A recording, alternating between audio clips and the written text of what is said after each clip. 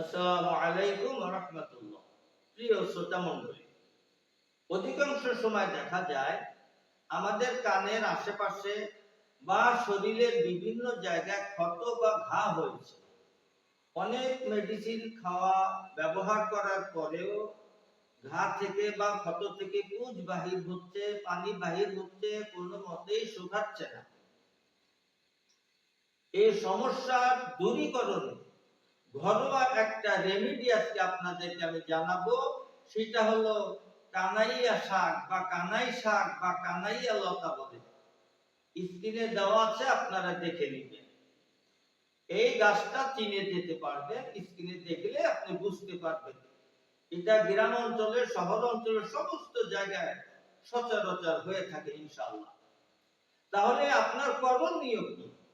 আপনি সর্বপ্রথম এই কানাই শাকের কিছু পাতা মিহি করে শিলপাটা বাটবেন, তার সাথে কিছু ঘিটা কিন্তু অ্যাকুরেট অর্থাৎ অরিজিনাল ঘি হতে হবে। এই পাতা বাটা একটা পেস্ট বানাইলেন, এই পেস্টের সাথে কিছু পরিমাণ ঘি মিশ্রিত করে সুন্দর করে দুইটা পদার্থকে ডাইলেশন করে এই ক্ষত বা ঘায়ের স্থানে আপনি প্রলেপ দেন।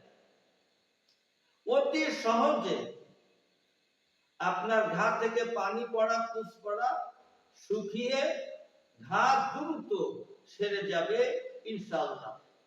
সুতরাং আমরা নিজেকে কষ্ট না দিয়ে, পরিবারকে কষ্ট না দিয়ে আসুন প্রাকৃতিক ভেষজ সেবন করি, প্রাকৃতিক ভেষজ ব্যবহার করি, সর্বাঙ্গীন সুস্থ থাকি। এই কামনা আল্লাহ পাকের দরবারে। আল্লাহ পাক কবুল করুন, আমিন। আজ এখানেই শেষ করছি, সকলকে ধন্যবাদ জানিয়ে। আসসালামু আলাইকুম ওয়া রাহমাতুল্লাহ।